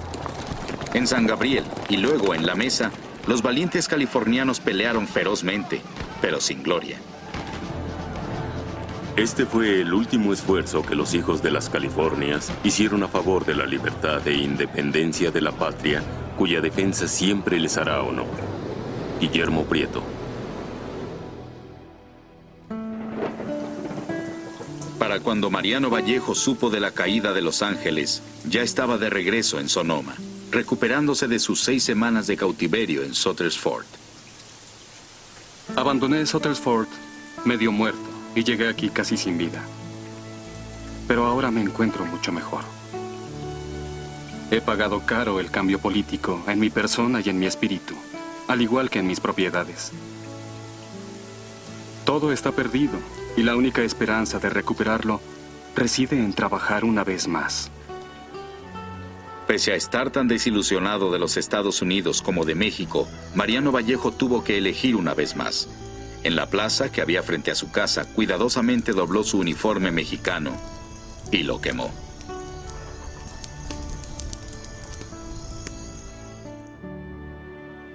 La guerra en los territorios remotos había terminado, pero aún con California y Nuevo México bajo el control de Estados Unidos, el presidente Polk se enfrentaba a un frustrante predicamento. Ya tenía los territorios que quería para los Estados Unidos, pero no podría quedárselos a menos que México capitulara. Y México no estaba dispuesto a hacerlo. Pero la invasión estadounidense a México se llevaría a cabo en varios frentes. Desde Santa Fe, el coronel Alexander Doniphan conduciría 900 voluntarios del Missouri hacia Chihuahua. El general E. Wool marcharía hacia el sur desde San Antonio, y el general Zachary Taylor prepararía su ejército para una ofensiva masiva aquí, en el río Bravo.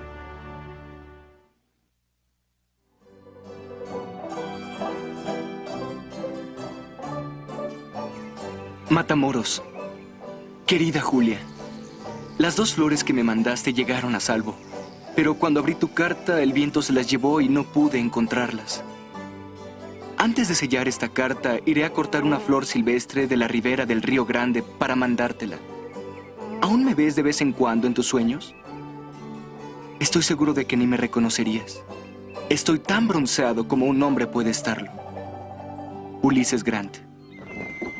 En junio de 1846, los voluntarios para el ejército de Zachary Taylor llegaban en buques llenos a Brazo Santiago, el puerto cercano a Matamoros. Para fines del mes, 12,000 soldados estadounidenses acamparon a lo largo del río Bravo. Todo escaseaba. Zachary Taylor tenía entonces menos carretas que las que tuviera antes en Corpus Christi, aunque su ejército se había triplicado. El presidente Polk estaba conduciendo esta guerra con un presupuesto limitado, y Taylor se quejaba de la falta de apoyo de Washington. El éxito que tuvo el general en el campo de batalla había esparcido rumores de que contendería por la presidencia, y Taylor se preguntaba si era víctima de intrigas políticas. Podría suponer que, entre los altos funcionarios, existía la intención de aislarme. Por designio o incompetencia, la gran fuerza que hoy comando tendrá que regresar a casa sin haber logrado nada. La responsabilidad la harán recaer sobre mí, General Zachary Taylor. A pesar de las carencias, Taylor continuó la campaña. En julio ordenó a sus tropas que avanzaran sobre la aldea de Camargo, subiendo por el río Bravo. Desde Camargo, Taylor planeaba marchar sobre la ciudad de Monterrey, hacia el sudoeste.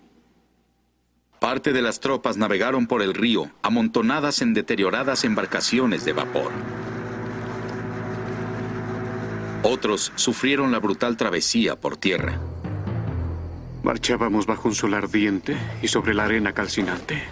No había caído ni una gota de lluvia, y no había escape del polvo que se colgaba de nuestras cabezas con una densidad asfixiante. Capitán John Kelly. En Camargo, los soldados no encontraron resguardo. La ciudad estaba rodeada de cantera que irradiaba un calor sofocante. Además, una creciente ocurrida en la primavera había contaminado el agua potable. La mayor parte de los voluntarios no sabían nada sobre las medidas sanitarias que requería un campamento. Muchos se enfermaron. Pronto empezaron a morir. Hombres que habían abandonado sus hogares para sacrificarse en gloriosas batallas. En lugar de eso, morían sufriendo las inclemencias de la diarrea y la disentería. Difícilmente pasaba un día en que los sordos tambores no anunciaran la partida de uno o más pobres diablos a manos del chaparral. La marcha fúnebre retumbaba constantemente en nuestros oídos. Otro joven oficial llamado George McClellan estaba horrorizado. Mueren, decía, como perros. Los soldados aseguraban que la marcha fúnebre se oía tan frecuentemente que los ruiseñores la cantaban al paso de las tropas. 1 de cada 8 soldados, 1,500 en total, perecieron en Camargo.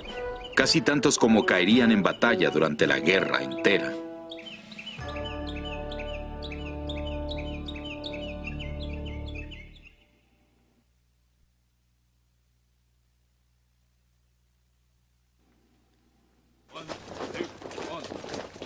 El 19 de agosto de 1846, las primeras tropas de Zachary Taylor abandonaron Camargo en camino a Monterrey.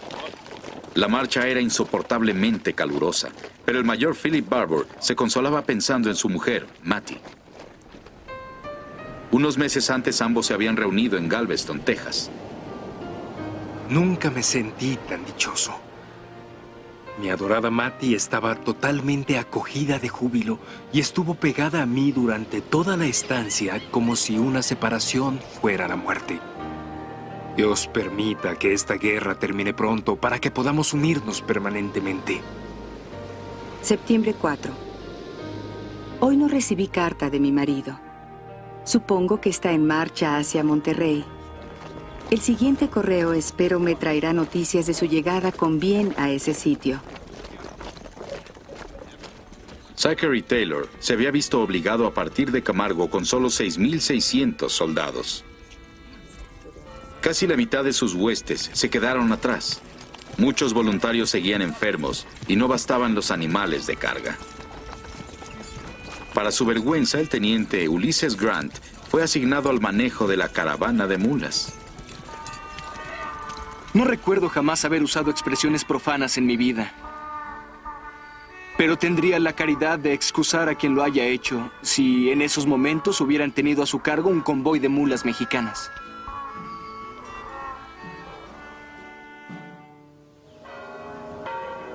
En Monterrey, la ciudad se preparaba para la defensa. La capital provinciana, una ciudad de 10,000 habitantes, había recibido refuerzos de más de 7,000 soldados bajo el mando del general Pedro de Ampudia. Ampudia y muchas de sus tropas habían luchado en Palo Alto y Resaca de la Palma. Aquí, estaban decididos a detener al invasor. El 15 de septiembre, con el ejército estadounidense a menos de una semana de marcha de las puertas de la ciudad, Monterrey celebraba la víspera del Día de la Independencia. Así, al frente de un enemigo orgulloso con sus victorias, en medio de los temores, la noche del 15, cuando reviviendo nuestros más tiernos recuerdos de independencia y de familia, las bandas militares anunciaron la hora solemne en que se proclamó nuestra existencia como nación.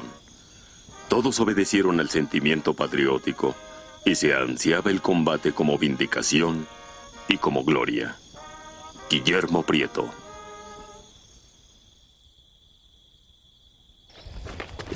El 19 de septiembre, acampado en un sombrío valle que los soldados llamaron Walnut Springs, Taylor y sus generales revisaron su estrategia.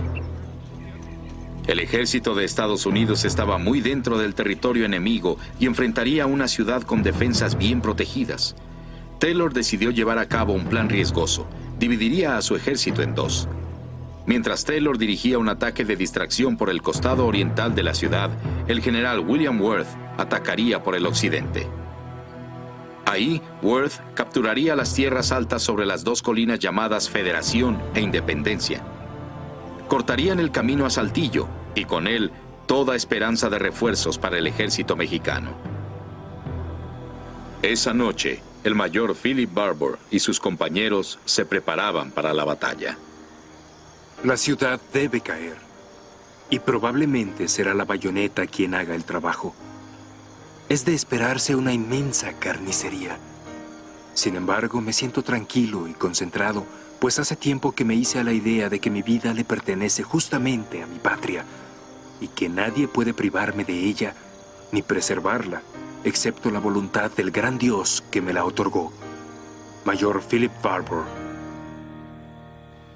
La mañana del 21 de septiembre, las tropas estadounidenses lanzaron un ataque de distracción por el oriente de la ciudad. Casi inmediatamente, el plan de Taylor se hizo trizas. Por la falta de experiencia, los comandantes se acercaron demasiado a las posiciones defensoras, conduciendo a sus hombres a un fuego cruzado infranqueable. Los disparos de las armas mexicanas atravesaban el campo en 3 direcciones. Nuestros soldados saltan los parapetos. Sobre los cadáveres de nuestros enemigos, entre el humo de su sangre impura, sube a los cielos el grito victorioso de ¡Viva México!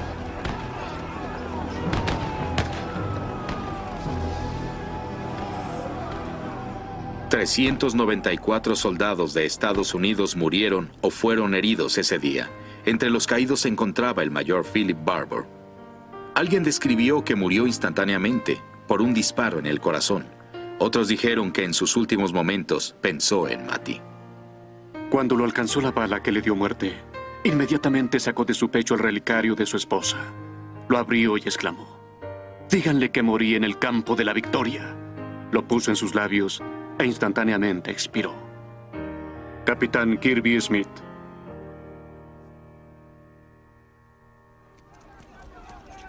Mientras la inesperadamente sangrienta lucha bramaba en el oriente de la ciudad, las tropas del general Worth atacaron las colinas Federación e Independencia en el lado oeste. Las batallas se libraron a muerte. Más tarde un ranchero tejano diría: «Nunca más he llamado cobarde a un mexicano». Los defensores mexicanos en la cima de la colina de Independencia se precipitaban sobre las tropas estadounidenses a fuego de cañón y mosquete desde un gran edificio fortificado llamado el Palacio del Arzobispado. Nuestros hombres siguieron a la infantería. Los tejanos eran implacables y feroces como leones. La persecución fue tan rápida que entraron a empujones en el palacio antes de que el enemigo pudiera cerrar sus puertas. Derribaron la bandera tricolor mexicana y muy pronto ondeó la bandera estrellada. Teniente Napoleón Dana. Con el camino a Saltillo obstruido, las tropas de Estados Unidos penetraron a Monterrey desde el este y el oeste, luchando calle por calle hacia el centro. Las casas eran de cantera, cada una de ellas hecha una pequeña fortaleza. Los defensores mexicanos disparaban desde azoteas y ventanas. Las balas resonaban como una tormenta de granizo sobre las calles. Un soldado opinó que parecía como si llovieran costales de castañas sobre ellos. En medio de todo ese caos, los soldados recordaban hechos aislados, de piedad, como si hubieran ocurrido en sueños. Vi a una mujer mexicana llevar agua y alimento a los heridos de ambos ejércitos. La vi levantar la cabeza de un hombre herido, darle agua y luego tomar la mascada de su propia cabeza y ponerla sobre sus heridas. Tras oír el estruendo de 1 o 2 disparos, la vi caer. Pobre criatura piadosa. Estaba muerta. Miré hacia el cielo y pensé: «Oh Dios, ¿esta es la guerra?».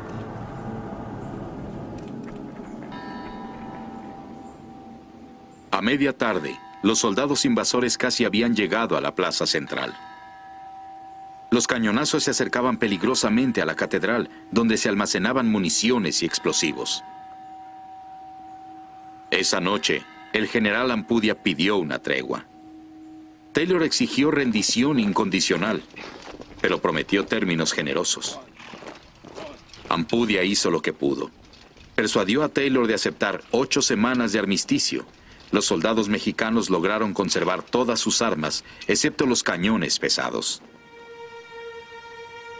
El 25 de septiembre, el ejército mexicano se retiró de Monterrey. La salida del ejército mexicano debe haber sido dramática, terrible. Quizá me recordaría un poco la salida de Tenochtitlán al terminar el sitio por Hernán Cortés, la caravana doliente y despedazada, arrastrando su miseria y llevando consigo sus enfermos o sus heridos y sufriendo la carencia de todo para alejarse, para cumplir con un convenio denigrante o honroso tal vez, pero terrible. Cuando Polk recibió la noticia del armisticio, se puso furioso. Si el general Taylor hubiera capturado al ejército mexicano y lo hubiera privado de sus armas, probablemente hubiera puesto fin a la guerra con México. Pero el presidente fue obligado a tragarse su decepción. El resto de la nación celebró la batalla de Monterrey como una victoria gloriosa. Litógrafos, compositores y dramaturgos conmemoraron la batalla en un estilo grandioso y romántico. Cobró una fama particular la muchacha de Monterrey. The moon was shining brightly upon the battle plain. A gentle breeze fanned lightly the feet preachers of the slain. The guns had hushed their thunder, the drum in silence lay, when came the señorita, the maid of Monterrey. Pero para las familias de los caídos en México y Estados Unidos, la guerra no era tan romántica. Los pobres reclutas morían sin gloria ni memoria. Aunque en alguna lápida tranquila, lejos del tumulto urbano, se verterán lágrimas por su muerte. El recio padre se acostumbrará a la pérdida, pensando que el sacrificio fue por la patria. Mientras el añoso corazón de la madre sangra por una herida que el tiempo no podrá curar. Thomas Banks Thorpe. En diciembre de 1846, una apesadumbrada viuda leería en Galveston, Texas, una carta proveniente de Monterrey. Señora de Philip N. Barbour, querida amiga, que Dios os preste fuerza y consuelo por la pesada aflicción que os acoge. La pérdida que habéis sufrido es tan irreparable para el regimiento como para el país.